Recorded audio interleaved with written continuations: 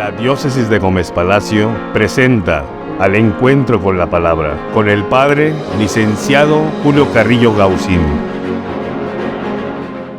¿Qué tal, queridos amigos? Con el gusto y cariño de siempre, les saludo en este espacio Al Encuentro con la Palabra, un espacio de reflexión a la luz de la Palabra de Dios. Pues bien, estamos leyendo, explicando un poco las cartas de San Pablo, este gran personaje que Dios eligió para llevar el Evangelio, la buena noticia, a los paganos. Y en la vez anterior estuvimos analizando algunos textos de la primera carta a los tesalonicenses. Recuerden que esa carta, la primera a los tesalonicenses, fue el primer escrito del Nuevo Testamento.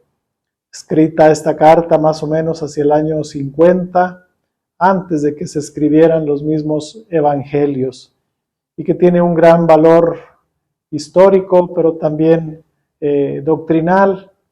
Esa primera carta, recuerden que Pablo abordaba el tema de una inquietud que los judíos convertidos al cristianismo y los paganos tenían.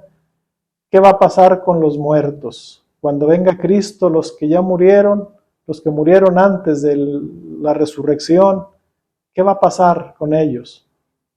Había pues una inquietud muy seria ahí y Pablo les dice, no va a pasar nada, la resurrección de Cristo tiene el mismo efecto para los que en su momento estén vivos o estuvieron vivos, pero también los que ya murieron en la resurrección, todos tenemos esa posibilidad de la propia resurrección. Yo los invito ahora a comenzar a ver, para llevar esta misma unidad, la segunda carta a los tesalonicenses. Ya habíamos dicho que a Pablo normalmente se le consideran algunas cartas que son de su puño y letra, es decir, de su autoría.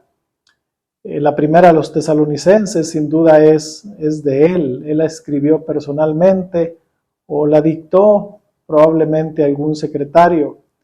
En cambio, esta segunda carta a los tesalonicenses es un escrito pues más tardío, escrito hacia el año 70 después de Cristo y que se considera como un escrito después de Pablo.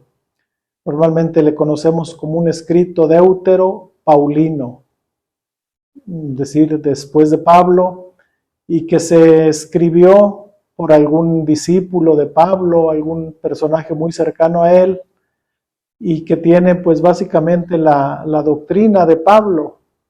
¿Qué elementos encontramos para decir que no es directamente de Pablo? Primero, pues el tema que trata. Recuerdan que Primera Tesalonicenses era el tema de la venida del Señor, de la parusía, qué va a pasar con los que ya murieron. Y este segundo, y había pues la idea en la primera carta a los tesalonicenses que esa parusía, esa venida de Cristo sería inminente, ya vendría Cristo pronto. En cambio, esta segunda carta a los tesalonicenses tiene otra temática. Tratan de corregir que la parusía, la venida de Cristo, no es rápido, no va a suceder ya, sino que tardará mucho tiempo. ¿Cuál es el tiempo que va a tardar? Pues no sabemos. Y con esta carta, pues, como que se quiere corregir lo que Pablo había dicho en un primer momento. En esta carta, pues, tenemos este tema de fondo. La venida del Señor no está próxima. Y ante esta venida del Señor, pues se pide una actitud de oración, una actitud de mucha perseverancia y vivir la vida con alegría. También en este escrito, pues vamos a tener cómo se insiste una y otra vez que antes de que venga Cristo, reinará o tendrá su injerencia el mysterium iniquitatis, le llamaban así, es decir, al maligno, a las insidias del demonio que harán la guerra a los cristianos. ¿Por qué? Porque los cristianos vivían un ambiente muy difícil, sobre todo en Tesalónica, que era un puerto, que era un lugar de mucho movimiento, donde se daba el culto, recuerden, al emperador, donde se daba el culto al dios del vino, a Dionisios. Y entonces, pues era muy fácil que los que se convertían al cristianismo tuvieran la tentación de volver atrás. Y entonces Pablo insiste que permanezcan firmes. Y es cierto, en este tiempo, mientras regresa Cristo, tendrá pues su acción el demonio, el mysterium iniquitatis, el impío, el anticristo, toda aquella forma de vivir y de pensar que se opone a Cristo. Pero también había una cosa interesante con los tesalonicenses.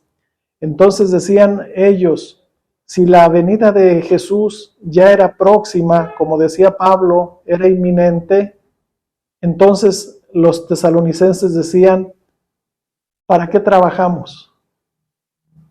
Si ya va a llegar Cristo. Y les dice Pablo, no. Hay palabras muy fuertes donde les dice Pablo, me he enterado de muchos de ustedes que no hacen nada, no trabajan y se meten en todo. A lo mejor ustedes conocen alguna persona de este tipo de los tesalonicenses, personas que no hacen nada y que se meten en todo. Y San Pablo les dice, a estos tales les ordeno que se pongan a trabajar, que no estén de haraganes, escudándose que se va a terminar el mundo, ya va a llegar el Señor y pues no hacemos nada.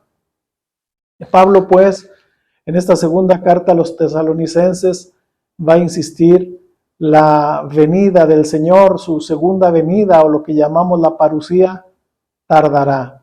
Y entonces se pide pues una actitud mucho más madura de perseverancia, de oración, de estar atentos, que la vida cristiana no se disuelva en ese mundo greco-romano, lleno pues de idolatría, lleno de tantos vicios que de alguna forma alejaban al cristiano de Dios. Entonces, esta nos puede servir como introducción a nuestra carta. ¿Algún otro elemento que podemos decir?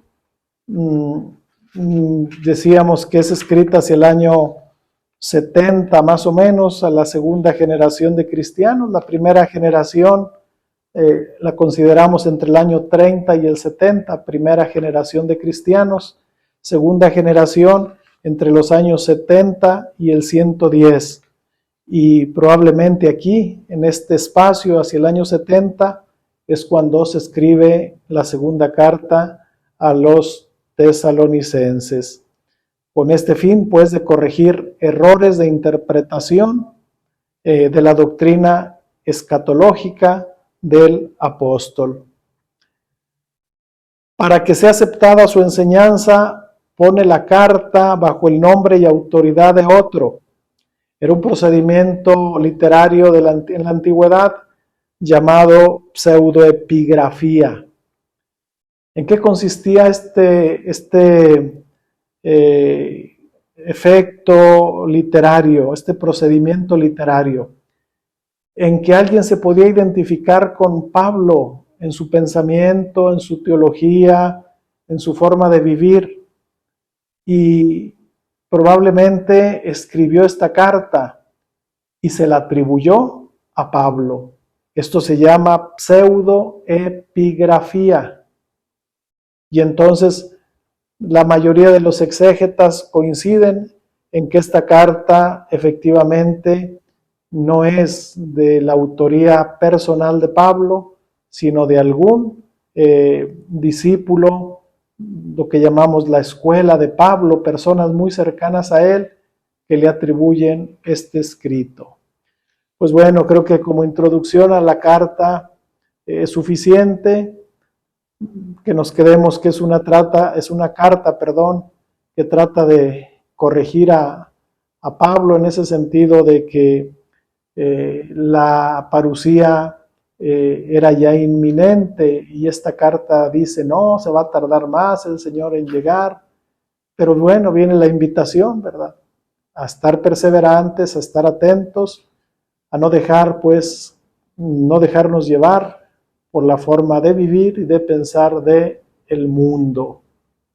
Pues bueno, los invito para que nos sigan en nuestras redes sociales, página de Facebook y YouTube de la Diócesis de Gómez Palacio, la cuenta de un personal, de un servidor de Facebook, Julius Carrillo. Ahí nos encuentras todos los martes desde temprana hora. Comparte este material y les deseo que estén bien. La bendición de Dios Todopoderoso, Padre, Hijo y Espíritu Santo, los cuide y los proteja siempre. Amén.